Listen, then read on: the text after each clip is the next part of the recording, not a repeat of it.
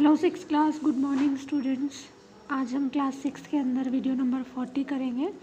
Chapter number 3 हमारा चल रहा है। आज के वीडियो में हम जिस टॉपिक पर डिस्कस करने वाले हैं वो है common factors and multiples. Clear? हम लोग डिविजिबिलिटी रूल्स कर चुके हैं और उससे रिलेटेड एक्सरसाइज भी कंप्लीट की है हमने। आज हम कॉमन फैक्टर्स एंड मल्टीपल्स के बारे में जानेंगे। ठीक है, तो देखिए बेटा, find the factor of 8 and 28। ठीक है, तो आप 8 को जज कीजिए सबसे पहले कि 8 जो है वो किस किस टेबल में आती है या कौन कौन सी टर्म्स ऐसी हैं जो 8 से डिविजिबल होती है। तो देखिए 1 तो होगा ही और 8 भी होगा। इसके अलावा ये एक इवन नंबर है तो 2 से डिवाइड होगा और 4 से डिवाइड होता है। क्लियर है? इसके बाद 28 पीछे इवन नंबर है, 2 से होगा, 4 से डिवाइड ये होता है, 7 से डिवाइड होता है, 14 से डिवाइड होता है, 28 से डिवाइड होता है। तो जब हम बात करेंगे इसके कॉमन फैक्टर्स की, तो कॉमन फैक्टर मतलब होता है बेटा कि कौन कौन से ऐसे फैक्टर हैं जो दोनों में आते हैं। तो 1 आता है, 2 दोनों में आ रहा है और उसके अलावा 4 जो है वो दोनों में आ रहा है। इसके अलावा और कोई नंबर ऐसा नहीं है जो दोनों में आता हो, तो इसलिए इसे कॉमन फैक्टर कहेंगे। क्लियर? तो देखिए यहाँ पे एग्जाम्पल नंबर 20 देखते हैं। Find the common factors of 60, 75 and 120। तो सबसे पहले आप देखिए 60 का आपको बताना है कि 60 जो है किस किस नंबर से डिविजिबल हो सकती है। तो देखिए सबसे पहले 60 जो है, 60 के कौन कौन से फैक्टर्स हो सकते हैं। तो देखिए 1 तो ऑलवेज बी अ फैक्टर, हमेशा एक फैक्टर ऑलवेज रहेगा 1, और उसके अलावा जो नंबर है वो खुद नंबर भी अपना फैक्टर रहेगा। तो 1 और 60 तो फैक्टर्स हैं ही। इसके अलावा क्योंकि पीछे 0 है तो ये 2 से डिविजिबल होगा। इन दोनों का सम जो है वो 6 ही है, तो 6 3 की टेबल में आता है तो 3 से डिविजिबल होगा। लास्ट 2 टर्म्स को आप 4 से डिवाइड कीजिए, हो जाएगा, 4 से डिविजिबल है। पीछे 0 है तो ये 5 से भी डिविजिबल है, 6 से डिविजिबल है, 0 है तो 10 से डिविजिबल, 12 से, 15 से, 20 से, 30 से, सबसे ही डिविजिबल है। क्लियर? 75 देखिए 1 से और 75 से तो डिविजिबल है, ऑड नंबर है इसलिए 2 से डिविजिबल नहीं होगा। इन दोनों का जब आप सम करेंगे तो 12 आता है, तो इसलिए 3 से डिविजिबल है। 5 पीछे है इसलिए 5 से भी डिविजिबल है, 15, 25 से भी ये डिविजिबल होगा। इसी तरीके से 120 भी इन नंबरों से डिविजिबल है। तो अब आपको निकालना है इनका कॉमन फैक्टर। तो देखिए सबसे पहले 1 जो है वो सब में है, ठीक है। इसके बाद कॉमन फैक्टर्स की जब आप बात कर रहे हैं तो देखिए 2 इसमें है और इसमें नहीं है, यहाँ पर ये गलत दिया हुआ है। 2 जो है वो कॉमन फैक्टर नहीं है क्योंकि वो 75 से फैक्टराइजेशन उसका नहीं होता है। 3 देखिए 3 है तो 3 भी है।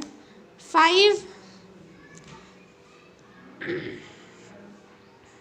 यहाँ पे देखिए 5 दिया नहीं है कॉमन फैक्टराइजेशन में, पर ये 5 से हो सकता है डिवाइड, तो 5, ठीक है ना। और उसके बाद में आप 15, तो यहाँ पर लिखा हुआ है। तो इस तरीके से कॉमन फैक्टर्स ये सारे निकल के आएंगे इस संख्या में से, ठीक है। इसके बाद कॉमन फैक्टर्स की हमने बात कर ली, अब हम कॉमन मल्टीपल्स की बात करते हैं। मल्टीपल बेटा बहुत सिंपल होता है। 8 का मल्टीपल 8 की टेबल होती है, 12 का मल्टीपल 12 की टेबल, ठीक है। उनको मल्टीप्लाई करते जाइए, उनके मल्टीपल निकलते जाएंगे। जैसे कि find 3 common multiples of 14 and 21, मतलब कि 14 और 21 दो नंबर्स हैं, इनके आपको कॉमन मल्टीपल्स निकालने हैं जो दोनों में हो। तो 14 के मल्टीपल का मतलब है आपको 14 की टेबल लिख देनी है यहाँ पर। 21 के मल्टीपल का मतलब है आपको 21 की टेबल लिख देनी है।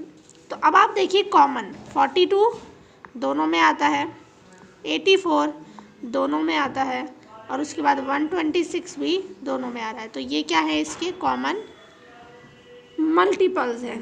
सिंपल है, कोई दिक्कत यहाँ पर नहीं है, ठीक है। तो इस तरीके से ये जो क्वेश्चंस हैं common multiples and common factors के, इन्हें हम करेंगे, ठीक है।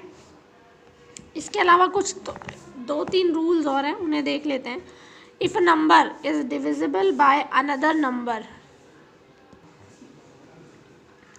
if a number is divisible by any other number then it is divisible by each of the factor of the number। यानी कि अगर कोई नंबर किसी नंबर से डिविजिबल है तो वो नंबर जिस नंबर से डिविजिबल हो रहा है इस नंबर को अगर हम और इसके फैक्टर कर दें उनसे भी डिविजिबल होगा। फॉर एग्जांपल आप मानिए कोई नंबर है वो 6 से डिविजिबल है, तो 6 के फैक्टर होते हैं 2 और 3, तो अगर वो 6 से डिविजिबल है तो वो उसके फैक्टर 2 से भी डिविजिबल होगा और 3 से भी डिविजिबल होगा।